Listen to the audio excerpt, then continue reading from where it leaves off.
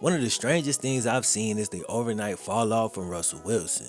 Only 2 years ago, dude was one of the top QBs in the league. Then seemingly overnight, dude was one of the worst. Now there's a ton of potential reasons of why this could have happened. Maybe age, maybe injuries, the new coach, the new playbook. But this morning, one of my boys sent me this clip from the Ryan Leaf podcast, and dude gives some insight that I honestly never knew. Now you're probably aware that Ryan Leaf's the guy who was drafted over Peyton Manning, and he ended up going down as one of the biggest draft busts of all time. But that tag brought him shame, and it drove him into depression, which led to drug abuse amongst other things, eventually landing him in prison. But recently, dude's been working and he's clearly doing better. So I love his perspective because he's really been through a lot. So I'm gonna play the clip real quick and then I want to discuss my thoughts and opinions on the story. So, check it out.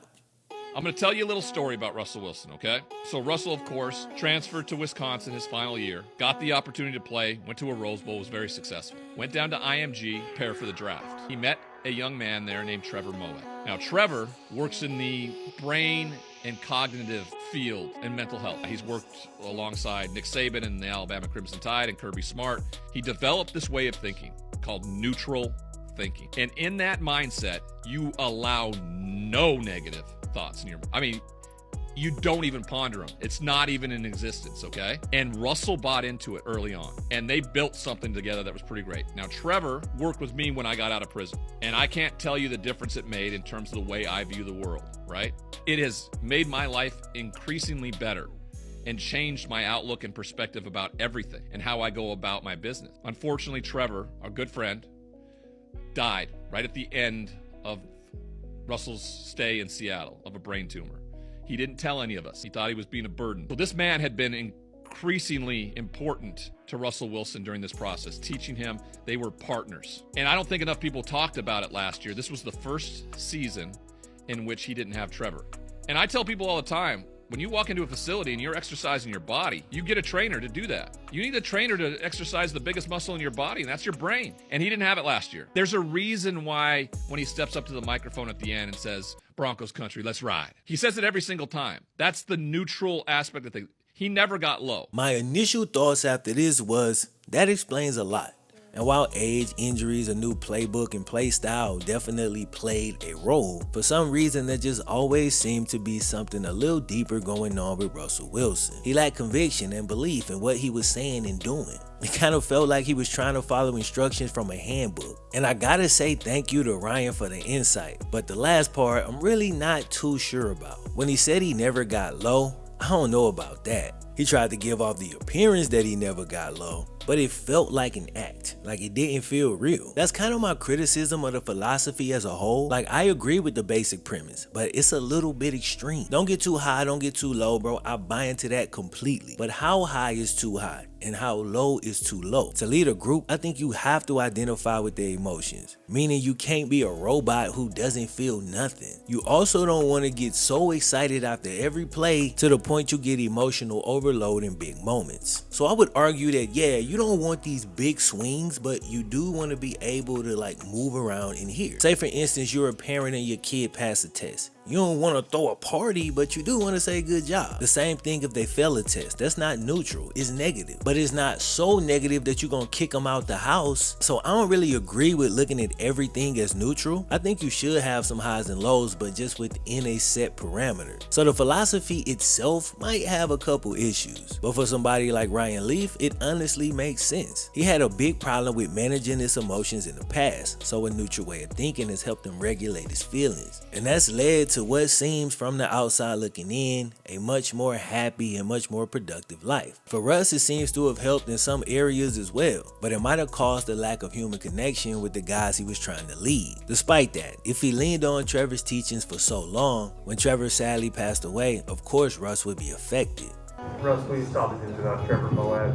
Obviously, we're very and how does that hit you?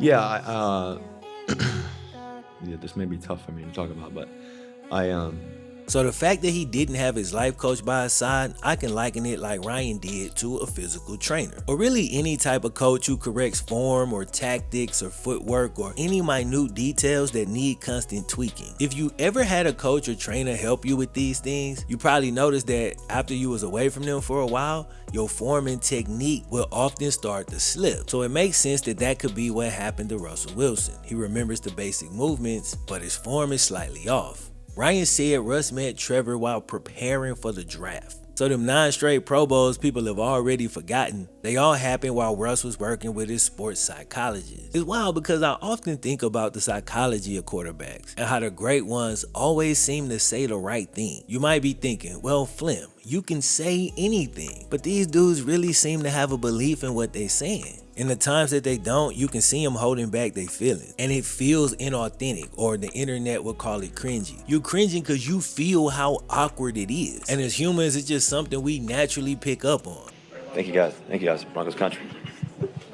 Now it works the other way too. You ever been around somebody that's doing something that should be 100% embarrassing, but they'll be so damn comfortable in their own skin that it somehow just make you feel comfortable with it as well. That could be used for good or bad, but that's completely beside the point. The point is when you really believe it, you can get other people to believe it. But if you sound like you really just trying to convince yourself, I don't care how many little slogans you come up with, we won't believe you. Now look, I'm not blaming all dudes' little weird personality quirks on this one incident, cause that really wouldn't make sense. His Seattle teammates, or a lot of them at least, seem to have a disdain, like they don't mess with dude at all. So a lot of the weird locker room stuff and teammates cursing him out on the sideline during games was likely only avoided because when he was on the field, he was cold. So they ain't like him, but they still did respect him. But then his performance dipped to an all-time low, and now they don't like you and they don't respect you. So it's interesting to wonder if he still had Trevor, would this past season in Denver have gone a lot more smoothly? I was concerned for Russ a lot going into the season. He's just doing too much with the brand and the commercials, and they all seem to be extremely misaligned, so they never land in a way that reflects favorably on him. As a fan, I want to blame this whole thing on the passing of Trevor, but I can't because there's other things to consider. Because Russ's reputation is pretty damn awful, which is weird for a dude who wants to be liked so bad. Dude's been accused of associating with management more than the team, and it seems pretty obvious that's the locker room death wish. Even Brady has his own way of connecting with young players. Maybe that's why the locker room didn't turn on him when he was going through his drama. Kirk Cousins is average, but this still happened. Meanwhile, Marshawn Lynch probably wouldn't even share Skittles with Russell Wilson. My point is this, dudes had leadership issues in the past. So if I'm trying to be fair, like how can I ignore that? But his on-field play has always been stellar, other than the last year in Seattle where he played through an injury. Nathaniel Hackett in the Broncos offense had a lot to do with his struggles, but last year he was so bad he was completely unrecognizable. Hopefully dude can get his mind right and he can find another therapist, but a 10-year relationship's gonna be hard to replace. But if you're a Russell Wilson fan and you're still holding on, maybe this season he'll return to his old form. But he's 34 and advanced age isn't great for small quarterbacks. It'll be an uphill battle, but this time he's got some help. Assuming he's being proactive about resharpening his mental, his new coach Sean Payton should help on the field. But at the end of the day, these players are all human and they deal with mental struggles just like the rest of us. Russ needs to sit back and hone in on the things that Trevor taught him so that the next time he say let's ride, he can actually mean it.